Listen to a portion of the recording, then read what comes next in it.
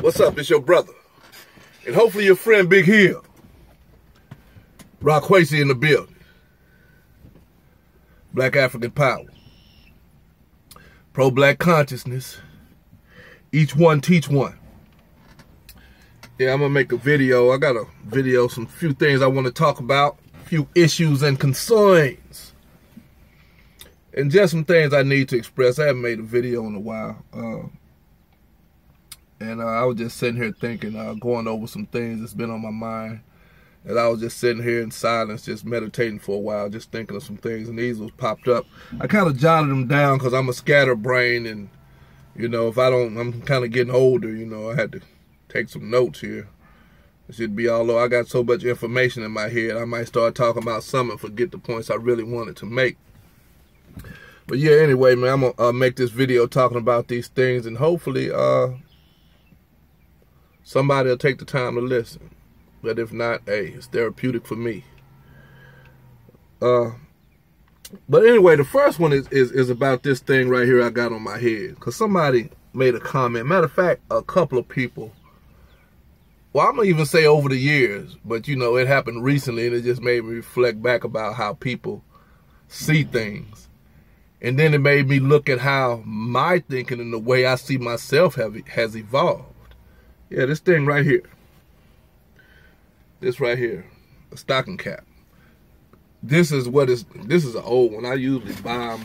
I think I got one in here. I just haven't opened it up. Yeah, there you go right here, stocking caps.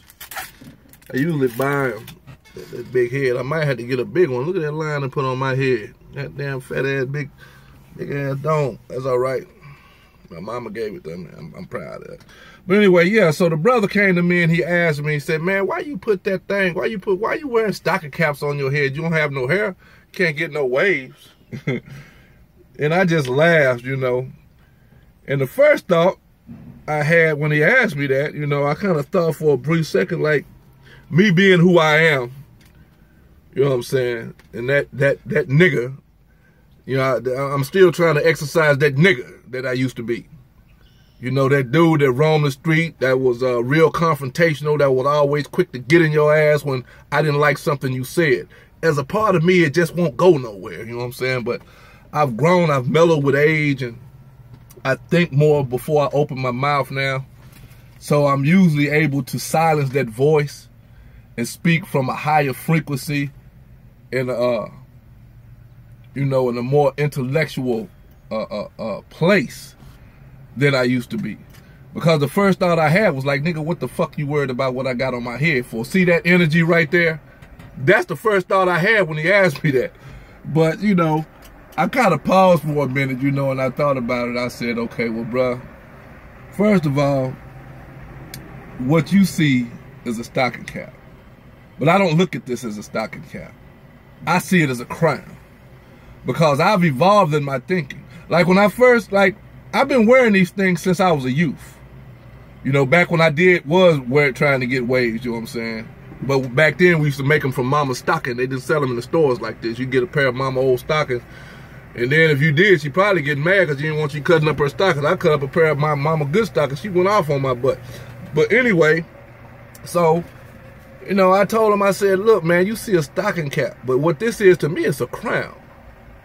You know what I'm saying? Now, when I first started wearing them, as I got older, like when I got in recovery 15 years ago, I kept wearing it because it was symbolic.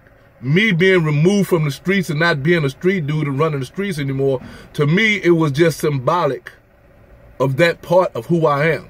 I'm always going to have a callous street-type nature because of the years that I spent out there.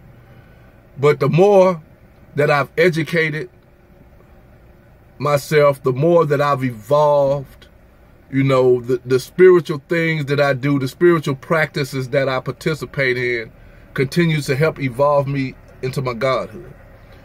And me being African-centered now, I've reached into some African principles and got one called Kujichagulia, which means self-determination. See, I believe strongly in self-determination. And so I determined for myself what I'm going to be called, what I subscribe to, when I put something on my head, what I choose to call it. You know what I'm saying? Because anything that I put on my head, I consider a crown. Yeah, I hear you. What, you think you a king? You think you a king? Yeah, I think I'm a king. You know what I'm saying? To me, considering this a crown is more, to me, it gives more importance to it than just being a stocking cap. And I don't have to adhere to the way you see it. You may see it as nothing but a stocking cap, but I determine for myself what I call it. Even when I wear my kufis, like in the fall when it gets cold, every now and then I'll throw a kufi on my head. And when I do that, a lot of brothers will ask me, am I Muslim? You know, when I first started doing it, I was studying Islam at the time. I spent like a couple of years studying Islam. So when I started doing, of course, it had to do with my connection, trying to transform, you know, moving from Christianity to religion. But as I continued to grow, study, and evolve, I realized that, as a matter of fact, I heard one of my Facebook friends say it, which confirmed it. You know, if you study Muslims, Islam, you'll realize that if you go back and look at the old pictures of the Muslims, they were in the deserts wearing turbans. Most Muslims you'll see were wearing turbans. They did not wear kufis. They went into Africa and saw the kufi, the little small hat that's considered a kufi. They saw that in Africa, and then they adopted that. So even the kufi is a crown. So I just wanted to say that about, you know, this stocking cap. And I would encourage, you know, the rest of y'all, man, you don't have to go with the status quo.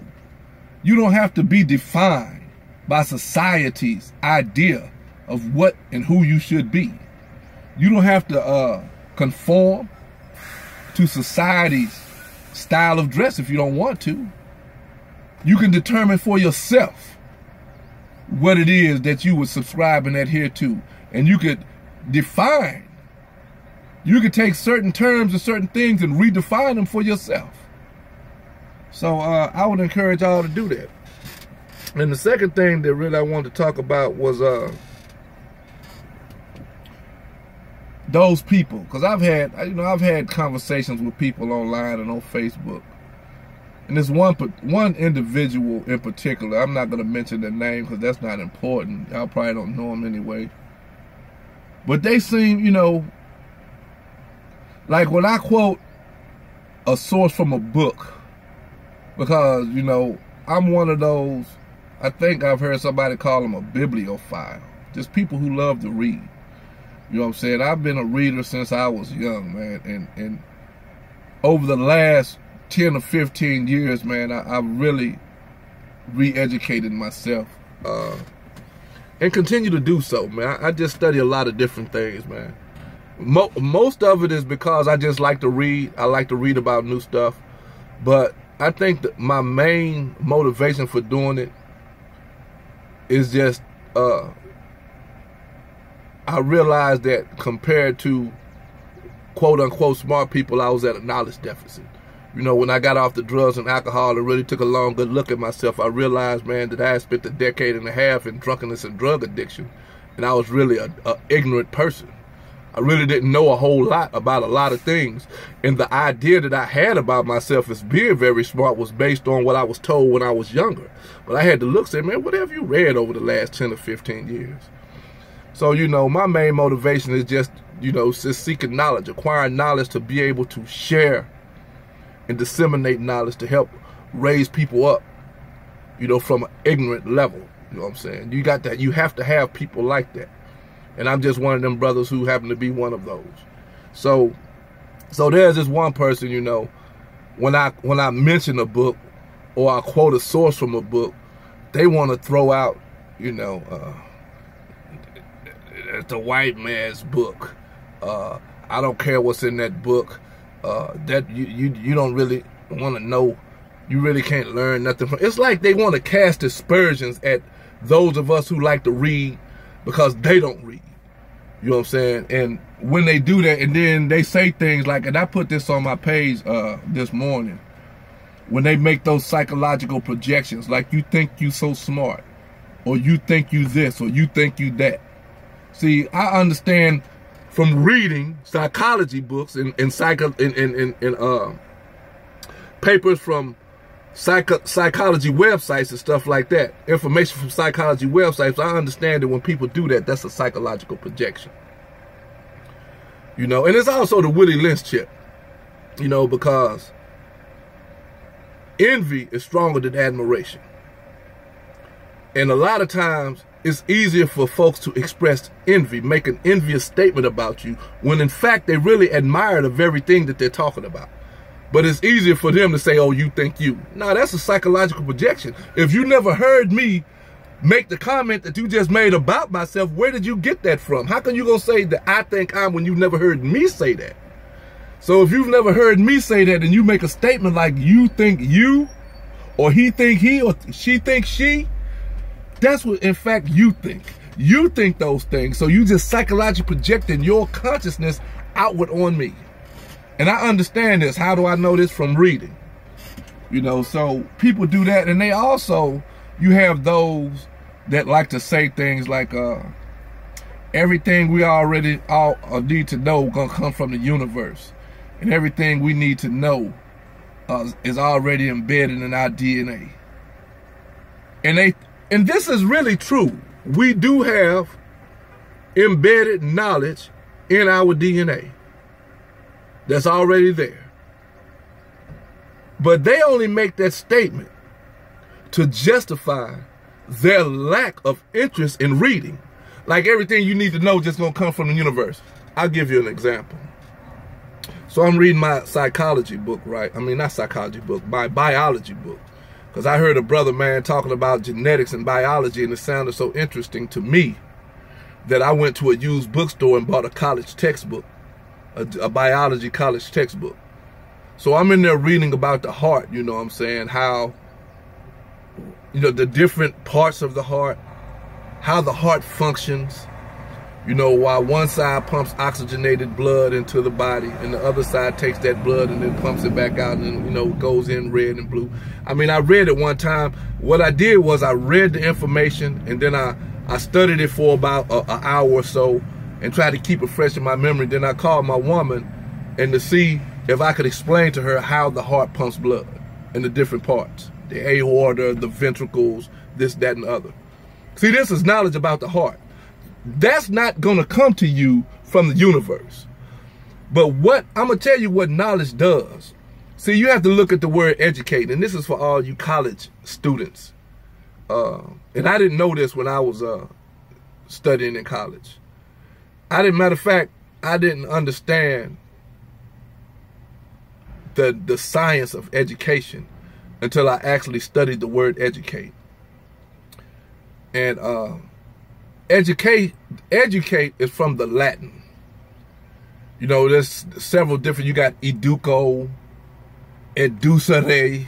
I have to say educere because I have a southern dialect, so if I don't use my hands and shit, I won't be able to roll them R's. Educere. Then you got educare, in which all of them just means the same as to bring out, educt, to bring out. And that's what an education is designed to do.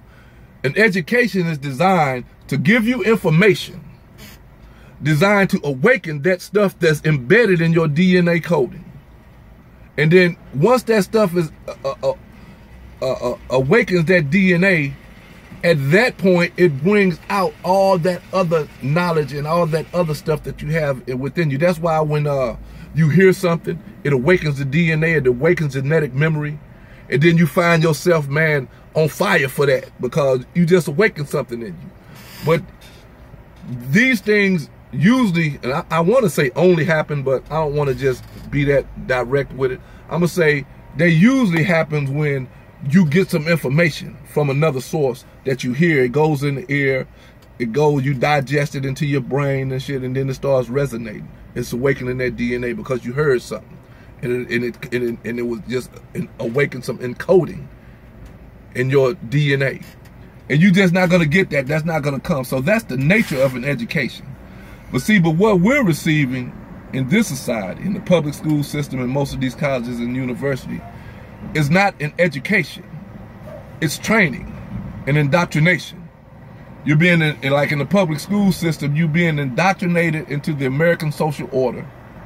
You're being indoctrinated into European supremacy. You know, you start learning about all these European heroes that helped build this country. And you're being indoctrinated into the American status quo. And then when you go to college, most of the times you go to college to get these educations. You come out of college looking for a job. You know what I'm saying? And that's not what an education is supposed to do. An education is supposed to give you knowledge and information that's going to send you on the path where you can do for yourself and your people. That's what I say it is for, it's supposed to be for. So yeah, man, you know, you brothers and sisters that don't read, stop casting aspersions at those of us that do. Stop trying to make your little slick comments about, you know what I'm saying? Because if you look at the history of our people in this country, we are the only people in the history of the United States that was ever barred by law, you know, from reading. It was illegal for the Africans to read at one point in the history of this country for like 200 years or more. So it's very important that we as a people read. You know what they say? You want to hide something from they say a nigga, but I ain't gonna say that. You want to hide something from black folk? Put it in a book, because Negroes ain't gonna read. And when Negroes do read, they only read what's required, or they gonna read some fiction. They don't want to read for the sake of obtaining knowledge.